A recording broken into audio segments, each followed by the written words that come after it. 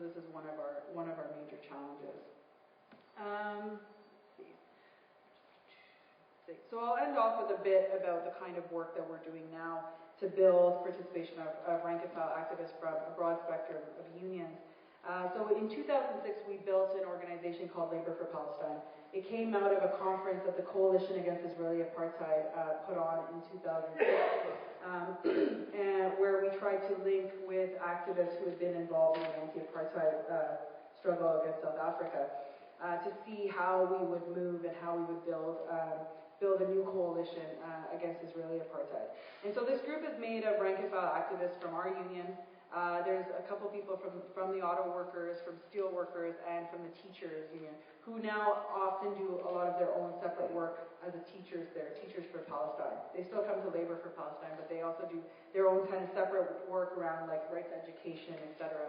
Actually, I have some petitions here, which I need to hand out about that. So, and we've worked for the past year doing a number of events, mostly focusing on educational, but we've also launched the book called Labor for Palestine that gives a lot of history around the stuff, around particularly, unions in Palestine, the history route, and some of the organizing that can be done around this work. Sorry. And last spring we had a conference similar to this. It was a 3-day conference where we were trying to bring together activists from Quebec, from the rest of Canada, and from the U.S. to build a kind of North America-wide coalition of trade unionists working on against Israeli apartheid.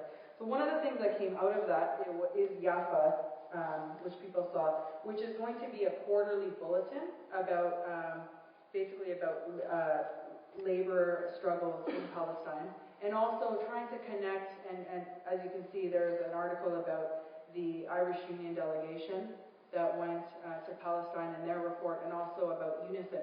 So we want to see this as something that could be used internationally. We'd love to have some folks from here actually contribute. If you'd like to contribute any kind of articles about and reports on the kind of work that you're doing here, we would love to include that. And then people can actually download this off of our website, the Coalition Against Israeli website, which is www.web.org. So under the labor section. So please take as many as you'd like. The point of this is actually as a way to actually get talking to members. So the point is to give this to members in locals that have little to no discussion on Palestine, and to actually talk to people about the issue of workers in Palestine. So please come talk to me if you'd like to contribute to that. And we're also working on a public sector delegation to Palestine this summer. And I'd love to talk to anyone who's had experience here organizing delegations. We've trade union delegations specifically. This is going to be the largest delegation that's come out of Canada in terms of a trade union delegation. So we'd love to hear any kind of tips from folks here who've actually gone on how to organize that. And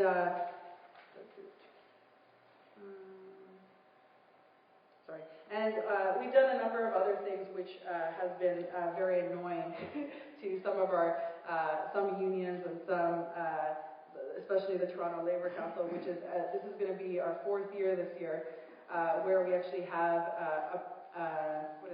a float in the Labor Day parade, a Palestine float, and which all the Labour Council definitely would like to see us not be there, but it's really great.